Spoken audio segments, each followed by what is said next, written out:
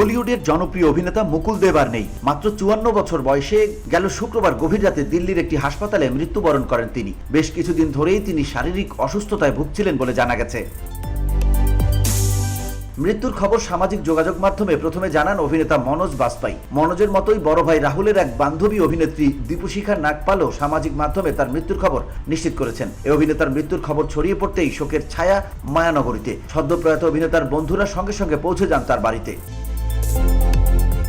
অভিনেত্রী দীপশিখা অভিনেতার একটি পুরনো ছবি সহ ইনস্টাগ্রাম স্টোরিতে পোস্ট করে লিখেছেন, রিপ, মাত্র 54 বন্ধু চলে গেল, এটা কি হলো, আমি এটা বিশ্বাস করতে পারছি না মুক্স। বহুমুখী প্রতিভার অধিকারী ছিলেন মুকুল দেব। ছোট পর্দা থেকে বড় পর্দা সর্বত্র অনায়াসে গতিবিধি ছিল তার। প্রথম সিনেমা দস্তকে পুলিশ অফিসারের ভূমিকায় অভিনয় করতে দেখা গিয়েছিল তাকে।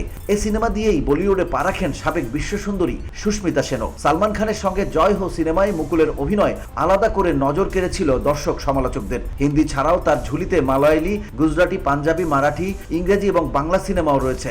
একাধিক বাংলা ছবিতে কাজ করেছিলেন মুকুল দেব। তালিকায় আওয়ারা, বচ্চন, সুলতান, দ্য সাভিয়ার উল্লেখযোগ্য। সবকটি সিনেমাতেই নায়কের ভূমিকায় অভিনয় করেন Jeet.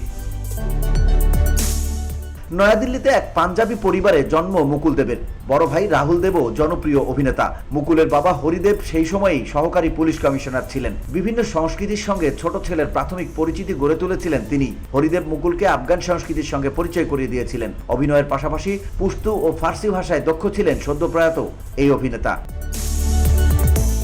VOD Bangla news desk.